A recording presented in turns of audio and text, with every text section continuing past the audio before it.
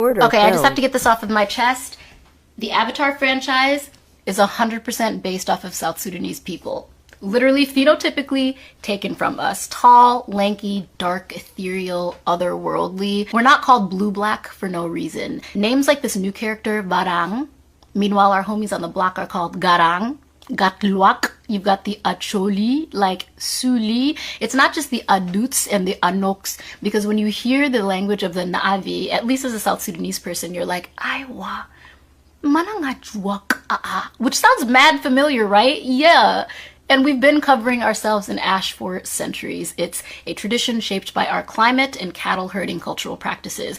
All of our style, clothing, and drip down to the jewelry brought. This man is who they archetyped for sure. Because wouldn't it be weird to see a movie with a bunch of blonde-haired, blue-eyed, tall people with axes and hammers living on boats as a way of life and not give a nod to, like, Viking culture?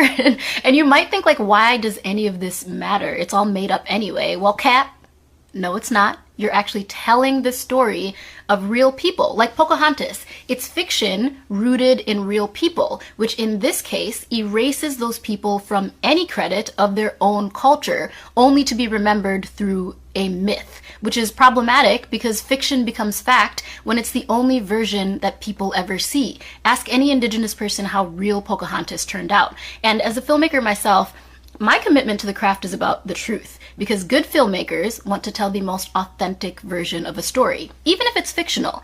Exploitative filmmaking doesn't aim to tell the most honest story. They go for the cheapest version that appeals to the widest market, and that market is usually shaped towards the most basic, flattened understanding of a people or culture.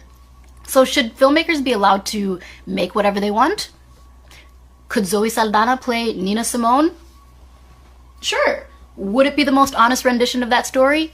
Probably not. And why does this matter in context to Avatar? Because it takes the cultural and underdog humanness of a place like South Sudan, the youngest country in the world, which quite literally defied every odd to gain its sovereignty, and attributes all that world building to Hollywood. And I promise you that Hollywood is not building the future. It just continues to cosplay and recycle these types of stories, strips them for aesthetics, repackages them with CGI, AI, and then calls it innovation. But this is why I love AI, because it is democratizing means of production. So I don't have to wait for my story to be greenlit, or worse, stolen and repackaged by the same machine that first told me that it had no value. So if you truly love Avatar and you want to support the real life people and culture that inspire that type of storytelling, I would love and appreciate your follow and share. Okay, bye.